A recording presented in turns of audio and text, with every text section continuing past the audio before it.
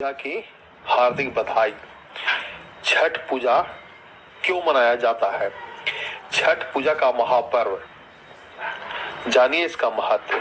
छठ पूजा की शुरुआत कब हुई?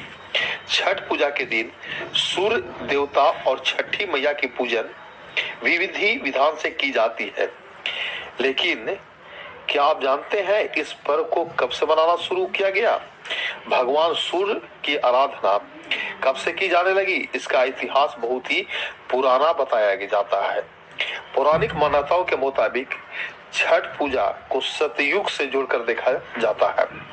ऐसी कई कथा मिलती है जिसमें राजा प्रियवन, भगवान राम, पांडवों के अलावा दानवीर कर्ण की कहानी का जिक्र मिलता है।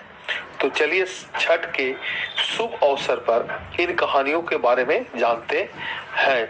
एक पौराणिक मान्यता के मुताबिक राजा प्रियवंद निसंतान थे और उस वजह से परेशानी में थे। इस समस्या को लेकर उन्होंने महर्षि कश्यप से बात की। उस समय महर्षि कश्यप ने पुत्र प्राप्ति के लिए यज्ञ कराया। इस यज्ञ में बनाई गई खीर को राजा प्रियवंत की पत्नी को खिलाई गई।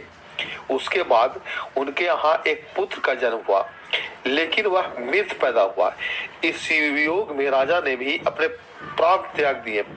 उसी समय ब्रह्मा की मानस पुत्री देवसेना ने राजा प्रियवंत से कहा कि मैं सृष्टि के मूल प्रवृत्ति के छठे अंश से उत्पन्न हुई हूँ, इसलिए मेरा नाम षष्ठी भी है। अगर तुम मेरी पूजा करो और लोगों में इसका प्रसार करो। उसके बाद राजा ने षष्ठी के दिन विधि विधान से पूजा पाठ किया और उसके बाद उनके यहाँ पुत्र की प्राप्ति हुई। श्री राम और सीता दे दिए था अर्थ।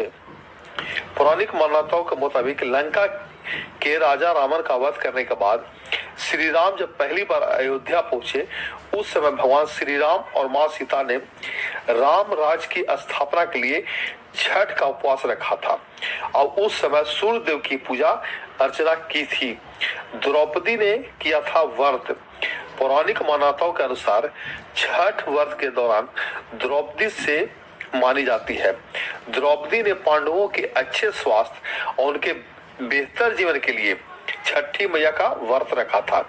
उसके बाद पांडवों को उनका राजपाट वापस मिल गया था। दानवीर कर्ण ने की थी सबसे पहले पूजा।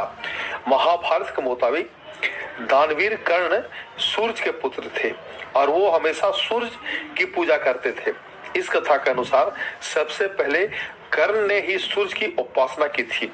वह रोज स्नान के बाद नदी में जाकर अर्घ्य देते थे। जय छठी मैया की।